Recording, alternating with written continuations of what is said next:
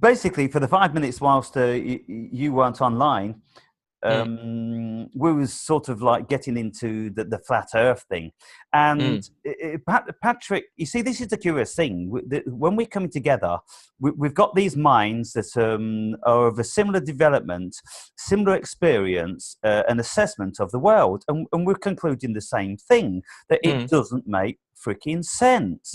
It's a paradox, and so I was saying that when you look at the world and you look at the stars and you look at the sun and the moon and the planets and all this stuff, they seem to be circular, they seem to be sphere shaped, and Mm, so we've got every right to assume that the earth is spherical, and it all makes sense with all the geometry that they tell us about the universe. It all makes sense being round particles, and yet when you do the measurements and lots of other tests to discern if the Earth is in actual fact round, it mm, comes up that it's flat.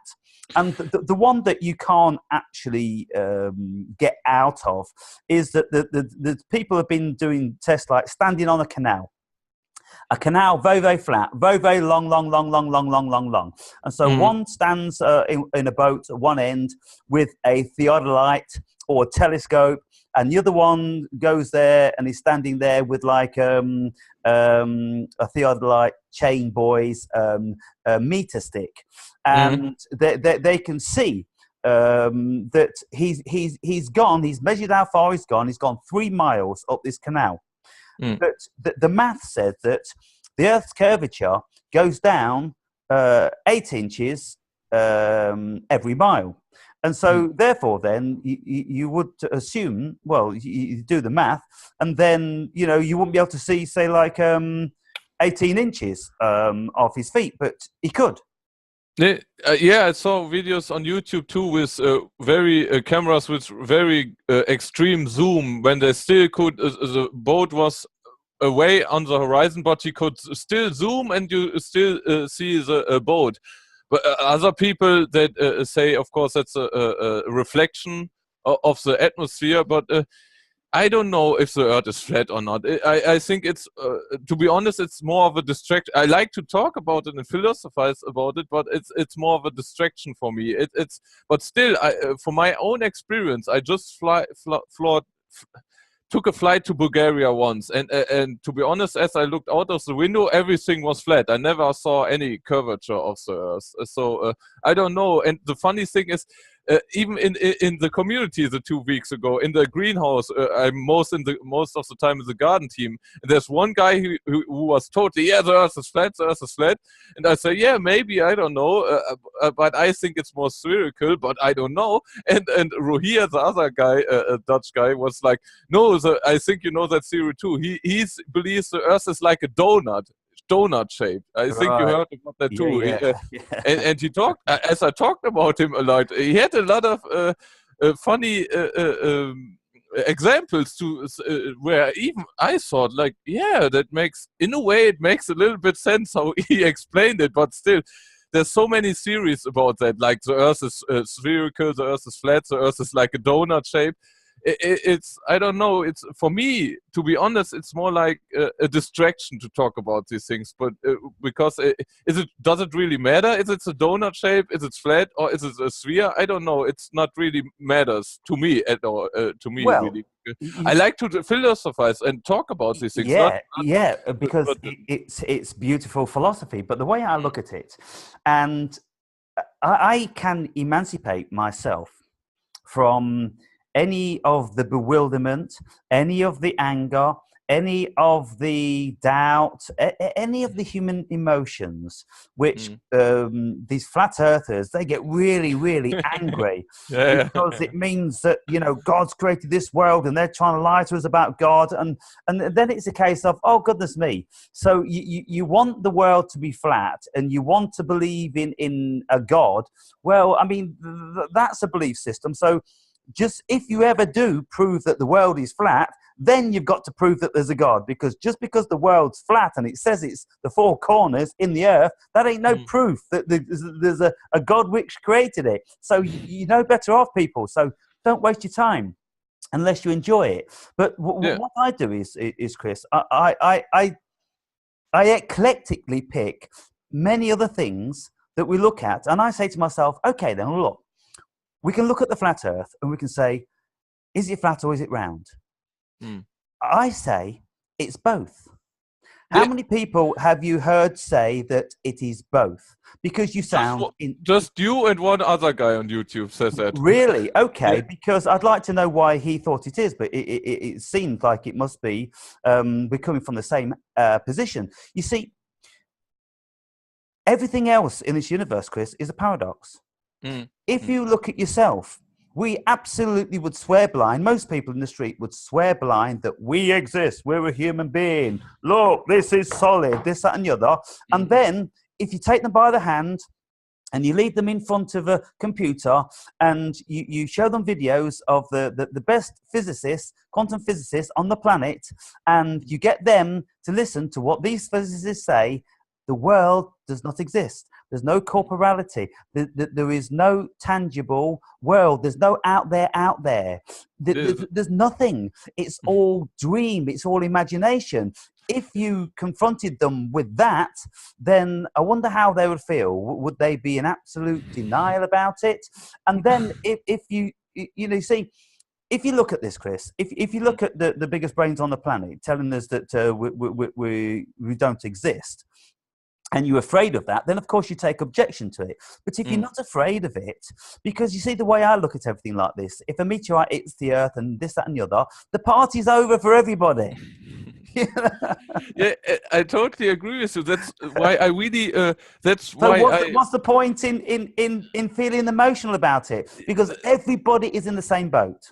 Yeah, that's why I would totally agree with you. And Ra was the other guy who said it's both at the same time, because everything is so paradoxical in this universe. Everything contradicts itself in a way. It's like with quantum physics and normal physics. One says it exists, it's physical, and the other say it doesn't exist. And in so many religions too, and mysticism, that it's both. It is and it isn't at the same time. It's just. It always, for me, it always boils down to the human perception. We don't want to perceive it that way. We always say, or want to see it black and white. We want to see it's this and not that. But when you say it's both, they always like, no, it can't be both. But why not? Why can't it be both? Why can't it be flat and spherical at the same time? Because you can't, in my opinion, you can't agree with one. You only agree with one or the other because you want to agree with one or the other. You can't. You want to have this. How you can say it? Not dichotomy, but you want to prove someone wrong in a way, but nobody can prove it. That's the thing. It's hard to understand for people that it's both at the same time. That's right. And so I can say we're just talking about the flat Earth, Patrick, and we're just talking about. And I said, well, my philosophy on the flat Earth, because the evidence is so compelling for it, and the evidence is so compelling against it, and so. What we know about this world is that the world is a complete paradox in every single facet that you look. So why can't it be both? It has to be both. And so therefore then, if you accept that the world is round and it is flat, and if somebody comes up with a like a donut, like Chris was saying, there's donut hypothesis, the world's a donut, or the world's bouncing on the back of a turtle, it doesn't matter. It can be everything because we are creators. We create everything. Consciousness creates absolutely everything. We are creators, so therefore, it is everything we want it to be, isn't it? Yeah, until we are manipulated in projecting something that we don't really want. Projecting something that we don't want. So give us an example of that. Well, if you are a creator of this, are you a creator by default? Are you a creator, a conscious creator?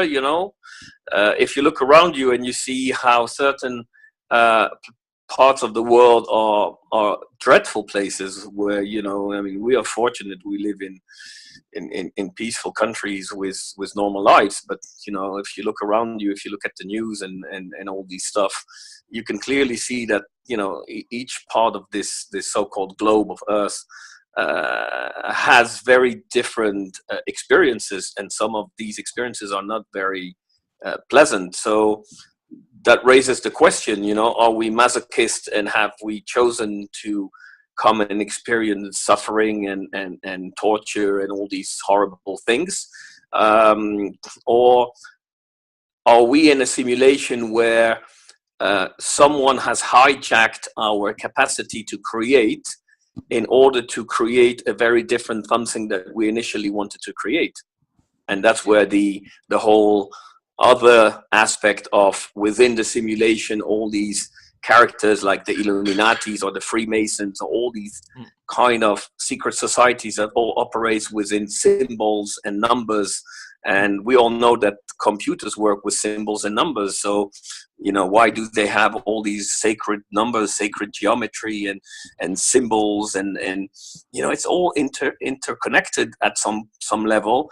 And then you start wondering, how can all these things, you know, like the same paradox with the flat and round Earth, it's both this and it's both that. When I started delving into all the different theories, I was like, okay, these guys in the flat Earth might have a good point, but if they're right, then space doesn't exist as such, and therefore aliens cannot exist. But if you start looking at, you know, the whole UFO movement, you will find some very credible stories and things that are compelling, and that I mean, the people telling it have everything that looks like what they're telling is true. And then you're wondering, like, well, but if that's true, then it excludes again the other model. And all these things seem to all, from their standpoint of view, all be completely hermetically, perfectly comprehensible, yet they exclude the other models. But if we are in a simulation, all these models can be separate modules that are interacting with one another, like in the DVD concept of the whole game being contained within that same disk, just that you're not experiencing every aspect of that disk simultaneously. You have to do it in a linear way, and that's time. That's how we experience. But if you are outside of the game and you're observing it from above, then you can basically see all the timelines simultaneously. So basically you are in a different time observing a lesser time, or, you know, do you understand? Like the man watching the man in the mirror who watches the man in the mirror. You know, the more distance you take, the more time should be having a different value, you know. But the way I look at it is, you see, I believe that we should use what Axor's razor, Angsor's razor. What's Occam razors? Occam razors, yeah. The Occam razor hypothesis, and always look for the most simple. Now, it seems to me, if you look at the and you've got all this talk about the Archons, the Nephilim, or the Anunnaki, they're splicing human beings, and they're doing all this and they're doing all that. All I would do is I'll say, hang on, okay, all well and good. You've got all this stuff going on out there. The human mind is having a field day with all different sorts of prepositions about what's going on in the world. If you want to know what the truth is, people, if you want to know what all this stuff is, whether there's any veracity to it or whatsoever, all you've got to do is to come back inside your own consciousness and look for these entities within your own mind. Look for the demons within your own mind. Look for the ghouls within your own mind. Look for the evil within your own mind. Everything is in here. And so what I think it is, I think it's what happens is with these theories, and you can see them grow and grow and grow, and this is what will reiterate and bolster my theory, that when you get a critical mass of consciousness projecting thoughts onto this world, they will then make manifest. Now then, let's have a look at the UFOs. When you go back, say like to Young's day, when Jung was writing about UFOs, he was saying that it's created by the consciousness. And so he was way ahead of his time. And I think it is, because if you look at the UFOs back in the 40s, back in the 50s, it was a cigar shape. It was a silver cigar shape. It was saucepan shape. Every single body was talking about cigar shapes and saucepan shapes. In this day and age, because somebody saw it on a movie one day, because the new stealth technology within aviation is triangular, everything's a black triangle. You know, it's a black stealthy thing now that, you know, and so what can we say? You know, does anybody see cigars anymore in the sky? They don't, do they? It's like almost you almost described it in a way like I think about it. It's like Carl Jung said it, and Terence McKenna talked about it a little bit too. Of course, that's just a belief of me. I believe in aliens, but I can't prove it. It's just, but I think it's. I always see both sides. I always know when I have a belief, I always look at the other side, and it's like an archetype. Aliens are just like Carl Jung and Terence McKenna said are just archetypes. Like we are invented. That's why they're changing the UFO shape, because it's just we creating that with our own consciousness. These saviors from other planets in a way, and. Maybe they are just archetypes, maybe they're real, whatever, but what I really do almost can prove, or not really, I can't prove it, but it makes really sense to me that we are creating it because we are giving it energy, because we are thinking about it. It's like everything, like we are so in this informational age now because we have the internet, and that's like a blessing and a curse at the same time, because everything is like there's truth in it, but 70% or 80% what we see is like disinformation, but there's always speckles of truth in this disinformation. So the only thing we can really trust, I believe, is our intuition to really observe it and we give it energy, what we think about, whatever it is. I think that's what the new ages mean with, oh, don't give the negative thoughts. We all have negative thoughts. It's not that... yeah, that's right. And so you just said, we give it energy. What's the universe consist of? Energy. Energy. And so therefore then, doesn't it stand to reason that if we give something energy, then we are creating it? Yeah, that's what I meant with that. Maybe they're just, maybe they're real, maybe they're just archetypes. Whatever it is, we are giving real. Well, nothing's real because we are giving it energy because we are thinking about it. Even just thinking about it gives it energy. Let me just throw this one into the ballpark as well. You see, Paul and I, we've come to certain impasses with this sort of thing because you go round and round in a circle. But you see, what we can't do is that if we look at the universe and we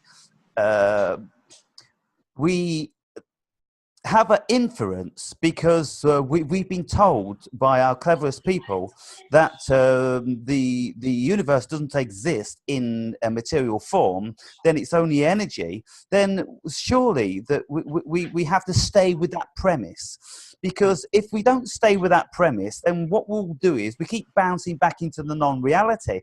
And if we're trying to look at a non-reality and solve a problem in a non-reality, then we're not going to be able to do it because it's a non-reality. So what we have to do is just say, hang on, guys, listen, it's all a hologram. It's all created out of consciousness. And so anything must be possible.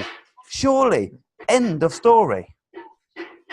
What do you think? Then the flat world can be true. Then aliens can be true, and you know, all different sorts of different dimensions can be true because it's all in consciousness. And you see, the more that we're told about these other dimensions by people that we respect, the more these thoughts are getting settled and embedded within our psyche, the more we'll start to dream them into a reality, the more we'll start to draw art, the more we'll start to create art, the more we'll start to make movies about it. What are we doing? We are bringing it into creation. Yeah, that's what I meant with that. We are giving it energy. We are manifesting it in a way, even if it's just an archetype in our collective consciousness. We are, in a way, creating That's why I think we are creators, because we are creating with our consciousness it, in a way. We are creating everything we want to create, in a way, but it's like, now I get in new agey terms again. I know it's like we are in the third dimension and we are going to the fourth and fifth dimension, and it's just like we are manifesting faster and faster there. So everything we could dream it into existence rapidly, or at that exact moment. But we have to learn in this, of course, that's just a theory, in this dimension, to control our thoughts, because when we now would have this event where they're calling about, and we have now the solar wind hitting us, and we are from one day to another in the fifth dimension. All the people, most of the people nowadays, would create chaos with their thoughts, because they would manifest it exactly. All their fears would manifest in front of them, because they're manifesting. That's maybe we are in this. We choose to be in this dimension. Again, just a theory to handle more consciousness, to be more, to control our thoughts better than we could in another dimension, in a higher dimension, whatever, create it in an instant. Here it takes time in the third dimension, like years and years to create that, and we wouldn't see that, what we created, just generations after us. But maybe we are just playing here this game to learn how that goes. What about this one then, Chris? If we look at it like this, if we look at this thing, and we kind of like, we're coming up with a lot of theories these days. We're coming up with, it's a hologram, it's just pure energy. Now we've discovered that consciousness, once consciousness makes an observation, it creates a reality. And then we look at atoms, and we're discovering now that atoms don't exist, it's only an energy. And just to fox us a little bit more, when we look a little bit closer, then they actually disappear. They go out of this dimension, and then they come back into this dimension. And so it seems to me, because we are getting reasonably clever, we're getting reasonably close to cracking this nut, then what this actual nut is doing, it is creating the chaos to keep the human mind in turmoil, to stop it discovering itself. If you relate this now to the Freudian hypothesis on dreams, Freud hypothesized that the reason why we have dreams is because it's a mechanism to keep the body from waking up. So if you look at this hypothesis now, if this is a dream, then it's getting more and more chaotic, because it wants to keep us more and more engaged, because it wants to keep us asleep. Because if we wake up, if we crack the nut, the game is over. There's no observer then anymore. The game would be over, yeah. And so then we wouldn't be here. And so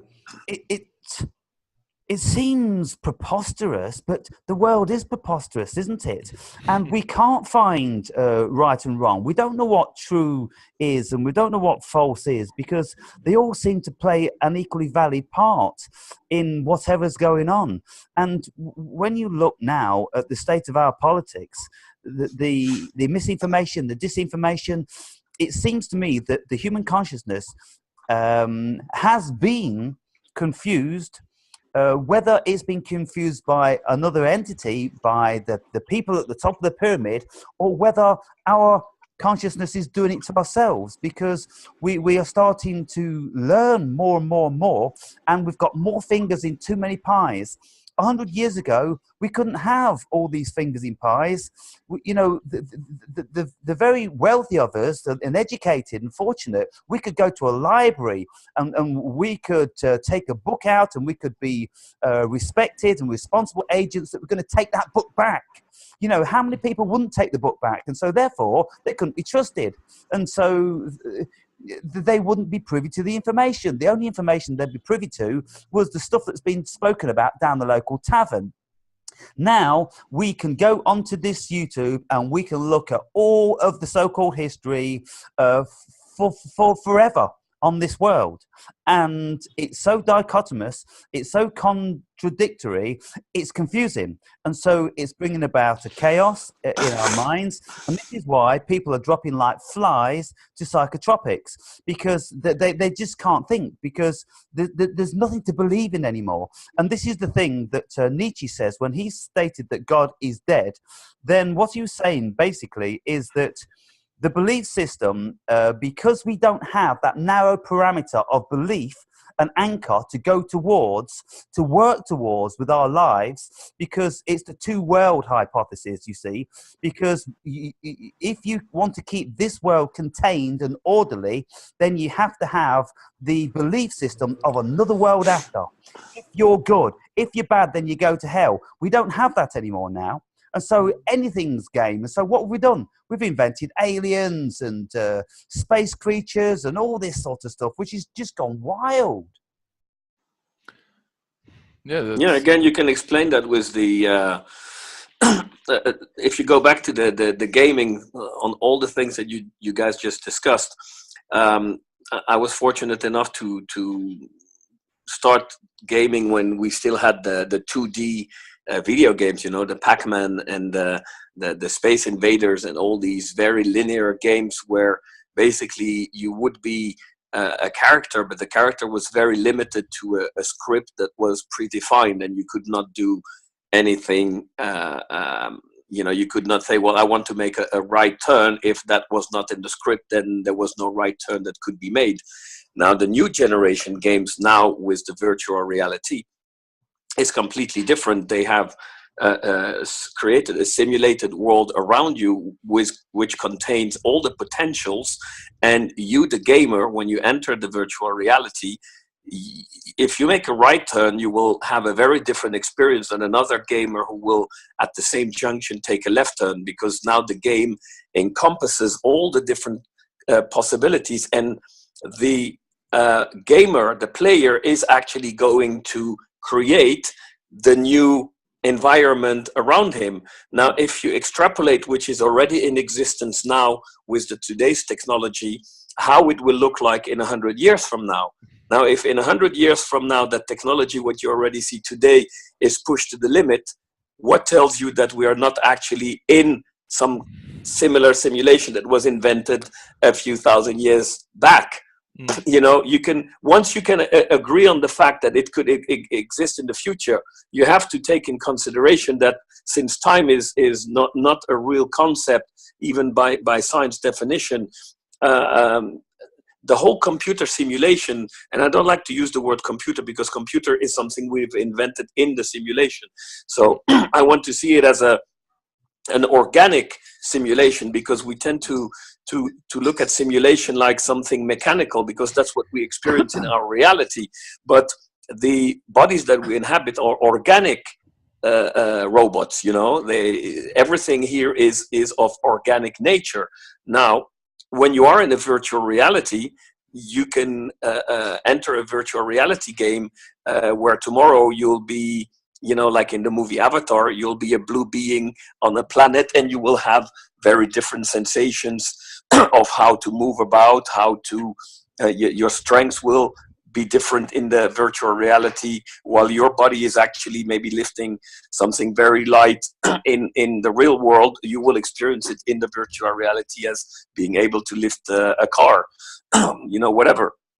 So if you can extrapolate that is a possibility, even with today's technology, it's not far-fetched to imagine that we are already in something that is of that nature. Yeah, I can only agree with you, because even Alan Watts talked about that. Even Alan Watts said that in a video, that he talked about that with pictures, and it started with painting pictures. Anna von Kleve, where the city I live is, started with the king who fall in love with that picture, but she didn't look like that. And after that, they painted people realistically. Then they made photos.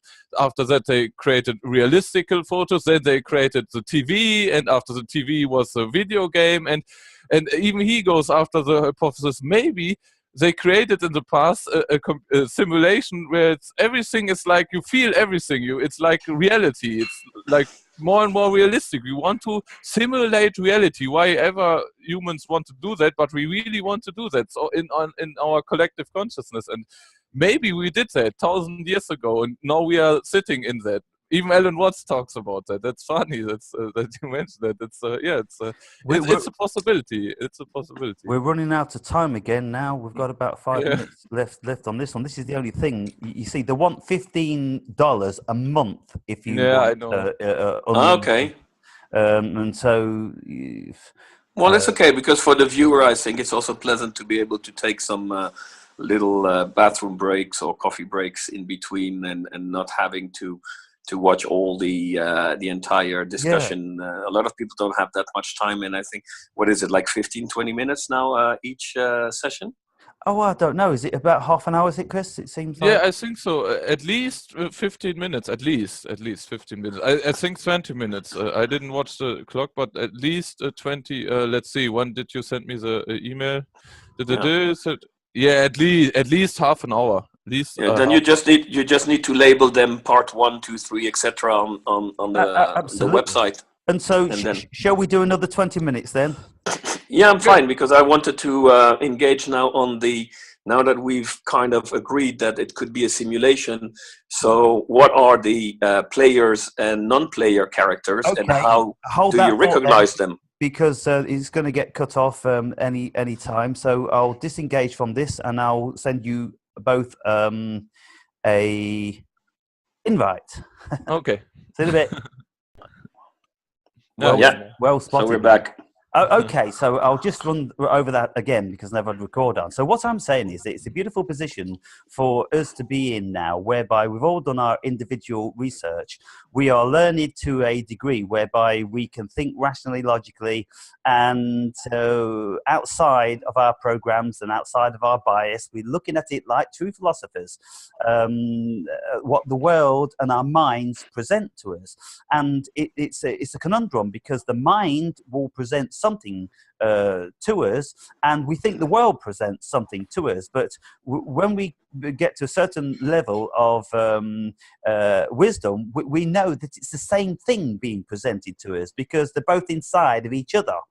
And so we somehow, in our human consciousness, we have created a division to enable us to do it. And so it's a bit like the metaphor of dreaming. If we want to dream, then we have to go to sleep. But that's only the sleeping dream. If we want to daydream, then we're wide awake. And I don't see there's any difference. We are daydreaming now. When you go into an astral projection, you're doing the same creative thing, and on and on with human consciousness. And so what I sort of, how I'm feeling it now is that I still don't consider that I know anything, because there's nothing to be known, because it's all illusory, because it has to be illusory. Either we're going to accept the illusory nature of it, or we're not. But then, because we know the world is a paradox, do we say, no, it is a paradox, and it isn't a paradox?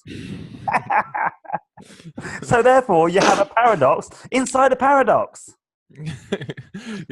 Everything contradicts itself, and in a way, it's almost, it proves to be right, because it's contradicting itself. 2015 was so funny to me because of that, because everything I researched, and I researched in a topic, and after a while I researched, of course, the other side of the medal, and everything contradicted itself. And in a way, because of that, I had to laugh so much about it, because in a way it was a proof that there has to be truth in it, because it contradicts itself. That's a paradox. I don't know, that's a strange thing about it in a way. Yeah. It has to contradict itself to be at least some truth in it. And what is truth again? Then we could start another topic with that, but no, that is too big of a topic, I think, right now, for half an hour. So Patrick, what did you want to conclude with this?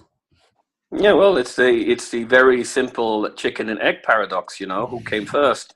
And if you again see the world as this linear event, which was created out of the Big Bang, and then evolved into nothingness, evolving into everything, doesn't make sense.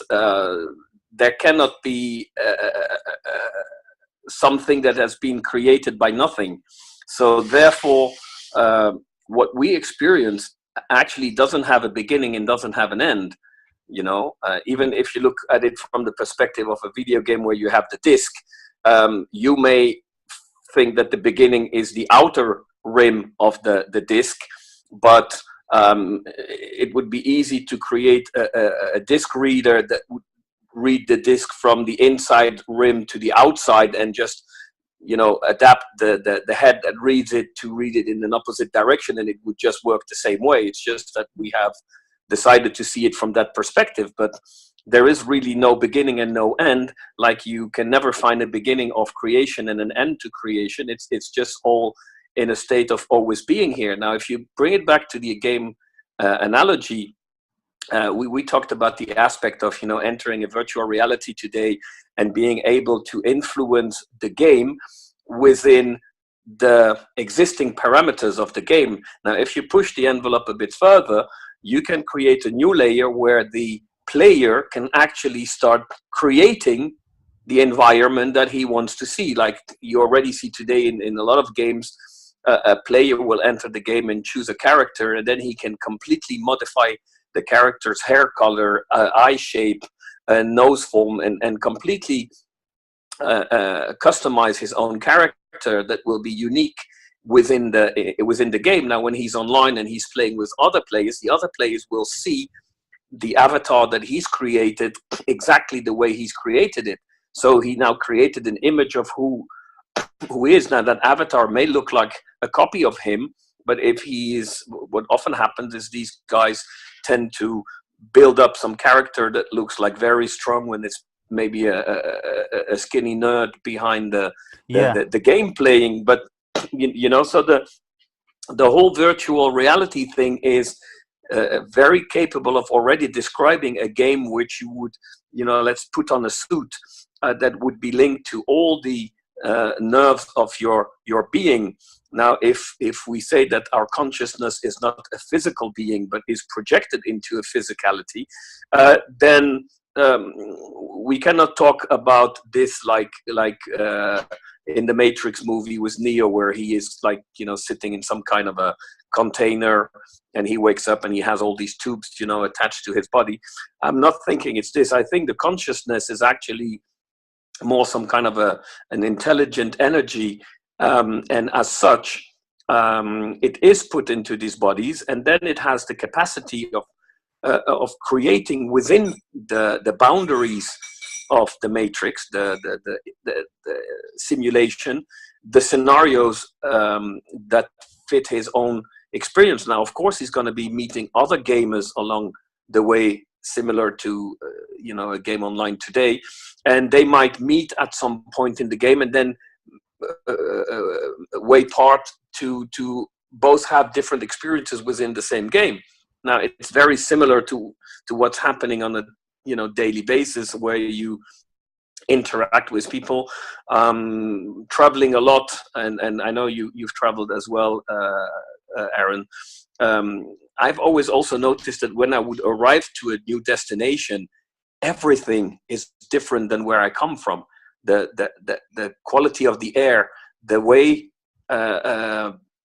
people interact, the whole vibration is always very different from one continent, from one country, from one city to another.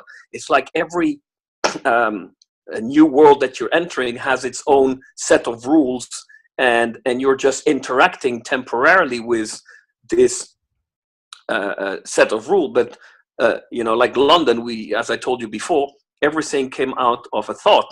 Now, when you imagine the Earth in the beginning without anything on it, before London was created, it was created out of the thought of many, many men throughout history that made London what London is.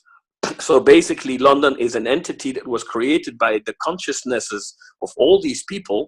And now, if you're not from London and you come from the outside, you're actually entering a new game field. And within that game field, you're going to be adjusting to accept the game, the rules of this game. And that's what we experience as well. You know, if you go tomorrow on a holiday to to Iran, you're going to be in a very different vibe. You're going to have very different interactions with these people, which are in some kind of a bubble, and you're entering that bubble, and you feel very different than these people. Yet they are still human beings. You are still having a blue sky on top of your head. You still have trees in the streets, but still, it's a very different feeling inside of you. It feels different. It feels heavy sometimes, or uplifting sometimes. How can you explain all these feelings when you physically can see that what you're seeing is not very different, aside from maybe the color of the skin of these guys and the way they eat? But still, there is a very different vibe when you go to London, New York, Amsterdam, Paris. I've been to so many cities, and everywhere it's like it's an entity on its own. Like Paris is Paris, and there are no other places where people behave the exact same way, where the atmosphere has the same vibration, where every place is unique in its sense. And that is what we create, I think, these vibrations. But ultimately it comes down to why are we in this some kind of an enclosed system? It feels like a trap to me, from the perspective of what's happening on this planet and on which scenarios people are experimenting. It doesn't seem like a very nice attraction park for some people. We all love to go to attraction park and take a ride on the roller coaster, or go to the haunted house. But now if someone would tell you in the haunted house, 1 in the 20 clients that come inside, there is actually a real lunatic with an axe there, and he's going to chop one head every 20 customer. Do you want to go in and hope you're not going to be one of the 20 customers that gets his head chopped off? Okay, and that's what it feels to me. Yeah, let me have a little go then. It's sort of like hypothesizing on this one. Because we are all consciousness, and because we are all creators, and because we are all subject to other consciousness and creators affecting us in a cultural way, in a educational way, in an emotional way, all these various things. For instance, okay, if I, as this particular avatar, growing up in one of the richest, spearheading and comfortable countries on the planet, if we look around, look, here's the three of us. We're discussing potentially the terrible world out there. Doesn't it seem to you guys like we are these rich folk that have gone to this business, Westworld, and we've said we want this experience where we can go and blow away a few drunks in a bar, and we can bang some of these hookers with fancy lace garters and this, that, and the other? It seems to me that is the case with us. I've often considered, why weren't we born on the African plains, or born in a mud hut in Afghanistan, or one of these places which we deem to be so terrible, which we don't know for existent, really, that lots of these places exist, unless we've been there and experienced it. We only see it on movies and TV, and this invariably is a projection. It's faceted from the projector, from the person that wants to project to you a certain facet of it. For instance, we know that CNN have been caught for fabricating, green screening, being in a certain environment with recordings of an explosion going off here, there and everywhere. And then the guy who's been interviewed or narrating the news is an actor. And he's, pretending to be terrified with his gas mask in his hand. That one was a close. That one, this, that, and the other. It turned out they were in a freaking studio with a green screen behind. So what I'm saying is that, you see, we can see how people, when they contrive to manipulate our world, and they do it from a certain facet, we three are manipulating each other's world. We're not trying to do it in a malicious, deceptive way, but we are manipulating each other's worlds by transferring our thoughts onto one another. And so we'll all come away from this meeting, and we'll be thinking some of the things that have been said by each other. And so therefore then, we are all responsible for building each other's world. The thing is about this world, because we are all conscious. We are all creators, and we are all emotional beings, and we're also multifaceted. We've got all of these individuals grouping together in a form of chaos, which is kind of like ferrets in a sag, bulging out here and bulging out there, and you never know where, you know, there's going to be another bulge. But this is the frenzy and activity going on within inside this ferret sack, if you got, you know, a dozen ferrets in there or something like that. And so how could we ever manage to make head or tail of this if we bear that in mind? It's so funny now. What comes to my mind, it would be really great to have Paul here, because I talked with Paul a lot about that reality distortion field. We talked about the Steve Jobs guy. He had a really strong one, and Alistair Crowley too. It's when you so believe in your own system, in your own belief system, so strongly that you what's the word? Don't acknowledge, don't agree with everything around you. You really believe your view of the world, your perception of the world is the only right one. Then you have such a strong or big reality distortion field around you that people are one or the other are rejected or drawn to it in a way. It's like with Steve Jobs, we made that example, me and Paul, like he was so in his own world, this guy, that he didn't want to acknowledge when people made suggestions to him with building a new Apple PC, like, yeah, maybe you build it like that, and he like, no, fuck it, we build it like this, like I want to have it, like I'm the genius here, you know, people like that. It's like we have all, and I said to Paul too, we all have our reality distortion fields, you could say. What is reality again? But it's our perception, what we perceive of the world. And when you are a philosopher like we are open-minded, and we don't distort our reality to that degree like most people around us do.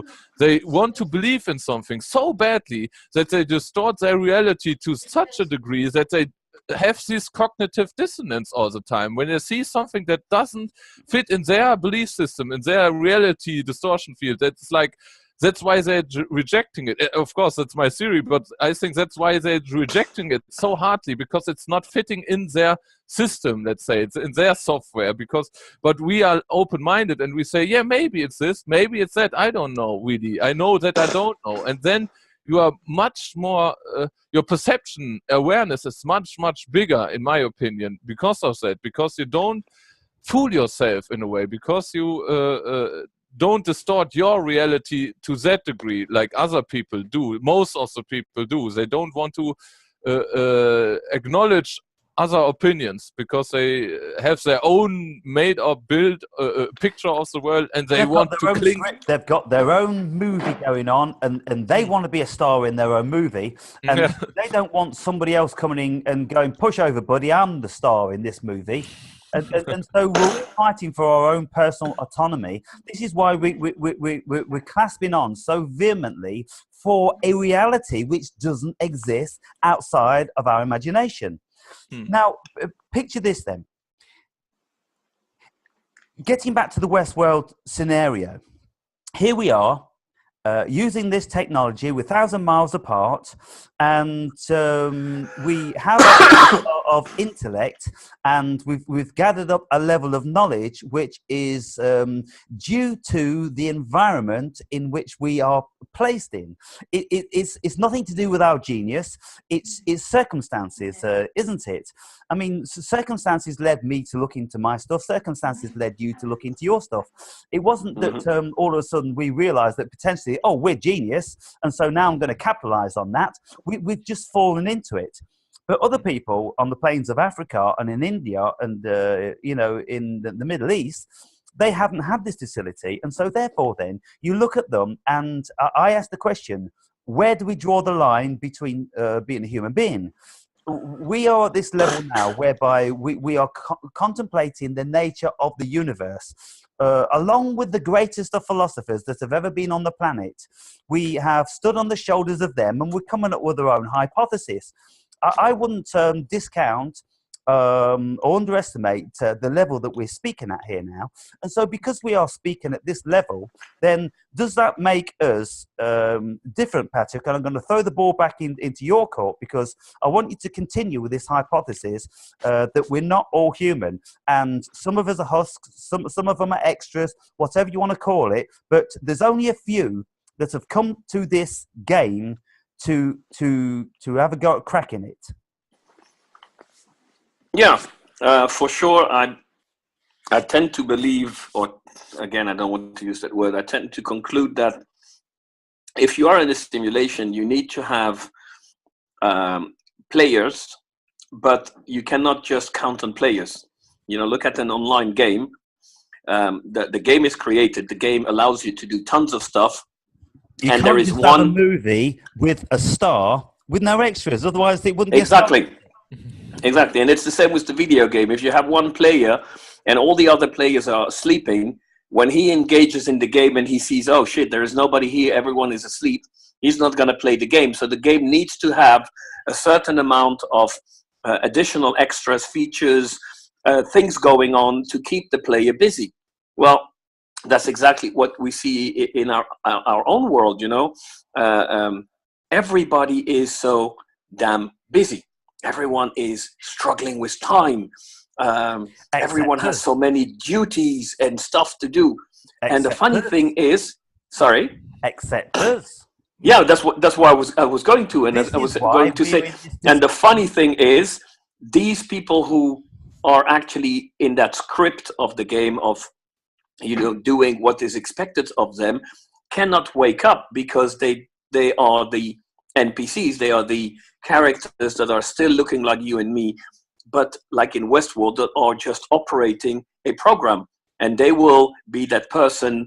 You know, I was always wondering, because we've studied psychology, and I got tons of explanation on this phenomenon, you know, where you hear this woman who is being beaten up by her boyfriend, and then she finally manages to leave him, and the next thing she does is she finds a new guy that is the same profile as the guy before, and she gets beaten up again, and she tends to repeat that. And you know, psychology tries to explain us to us that it is because of traumas and all of these kind of things.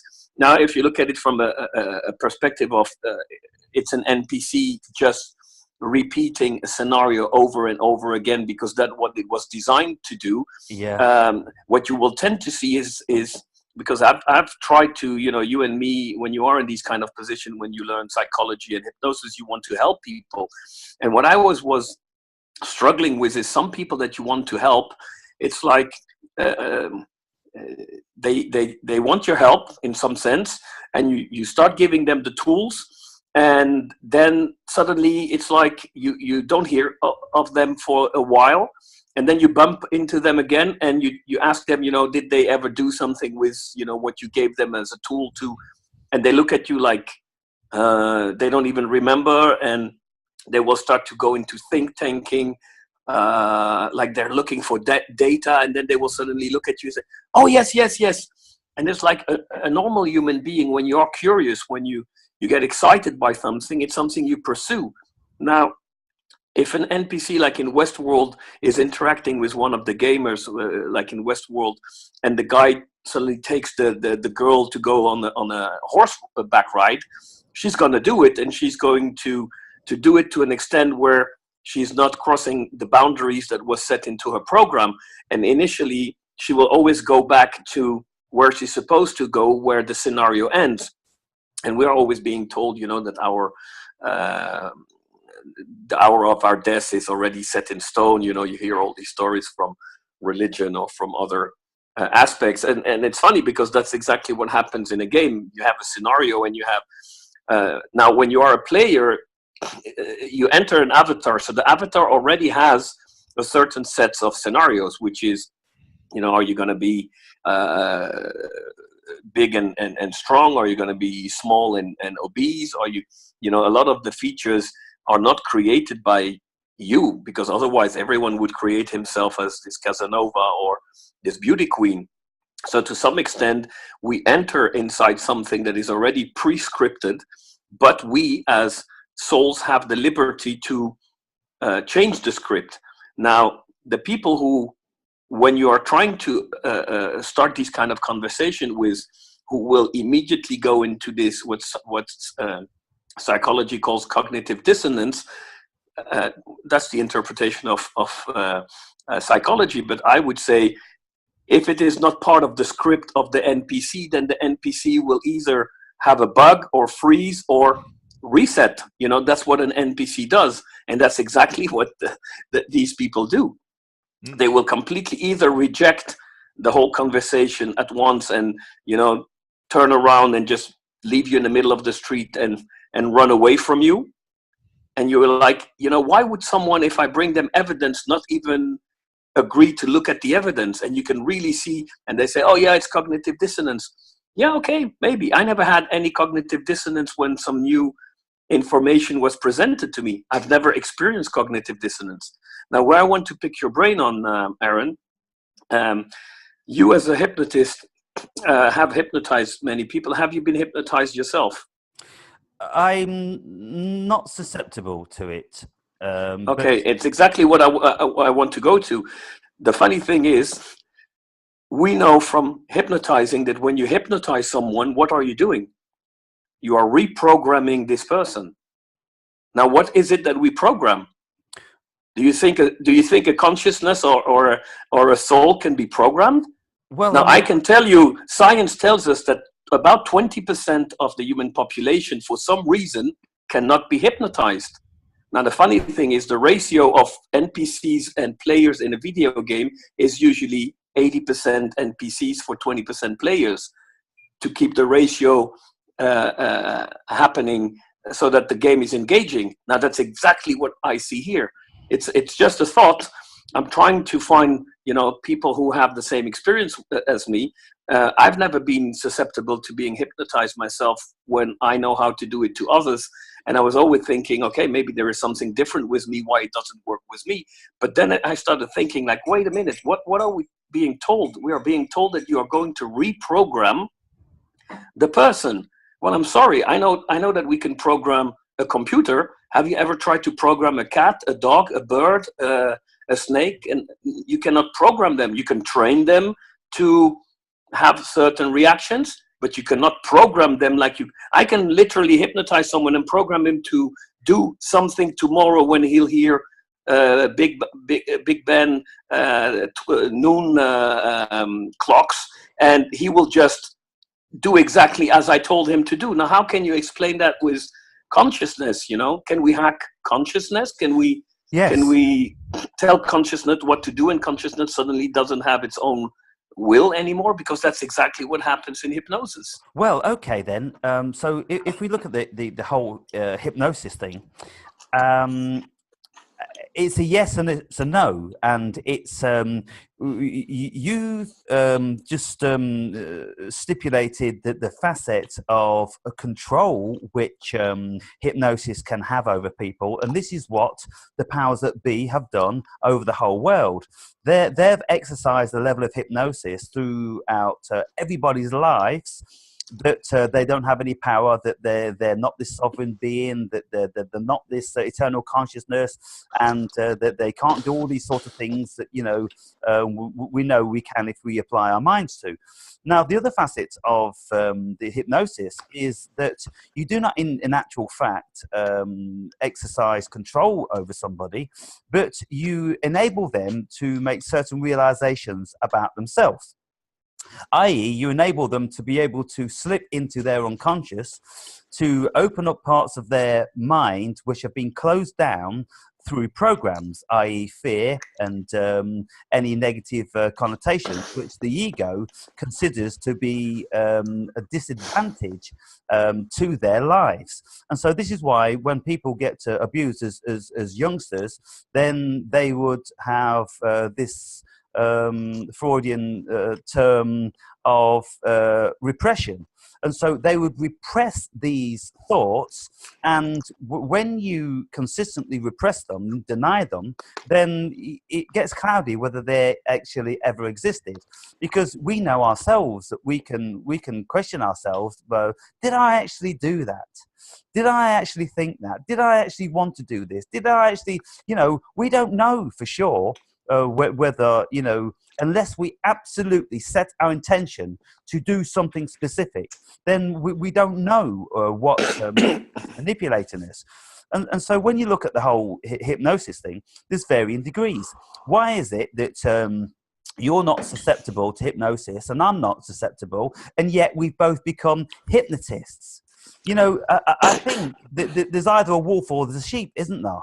And if we were sheep, then we would be under hypnosis, Patrick, and that's the long and the short of it. But because we're not, then we are at the other end of the scale, and we're the ones that could, if we wanted to, for nefarious reasons, we could use our level of hypnosis, say like within relationships, within a marital situation, or with your kids or with your friends, a bit like narcissists. They're always attempting to perform some sort of hypnosis on people around them because they want them to believe thoughts that are not real, but they keep reiterating it,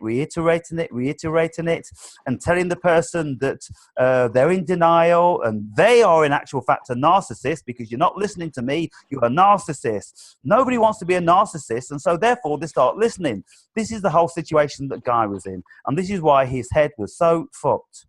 Because he's lived with this woman that's a narcissist, is telling him this for years and years. And he's not strong enough minded because he's not a wolf, and yet he's not necessarily a lamb. He can border between the two. He can be a bit wolf-like with his training of thought, but he tends to slip back into being a sheep because it's the easiest position for his personality. Because when you look at his childhood, that's where he was. Very subservient, very willing to please. And so you look across the board at individuals and you can categorize them. You can go, this one there, that one there, that one there, that one there. And basically it's all born out of our initial 5 years on this planet, the initial programming. Now, you know my history. You know why I wasn't programmed. You know Paul's history. You know why he wasn't programmed. Patrick, with your near-death experience, that's why you weren't programmed. As to why Chris hasn't been programmed, I can't exactly categorize. We've got a couple of minutes left. Maybe you can tell us, Chris.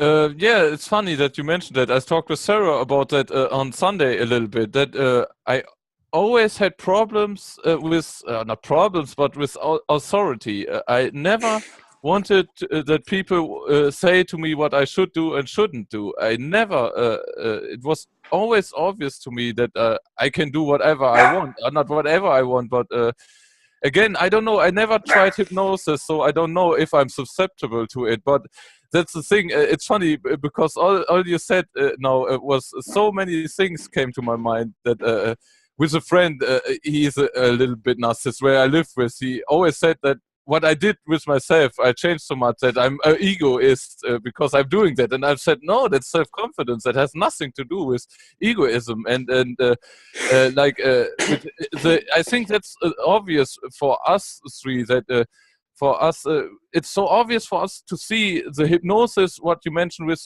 all the people around us. They don't see that. Even if you talk with them about that, even if you mention just fucking fluoride in the water, they don't want to see it. They don't want to. It's so obvious when you do a little bit of research. And I always had that. I always... maybe it's just to question reality. Maybe you just have to have that trait to be a little bit skeptic, not too overly skeptic, but to be a skeptic and make your own mind of reality, what you want to see in a way. I don't know.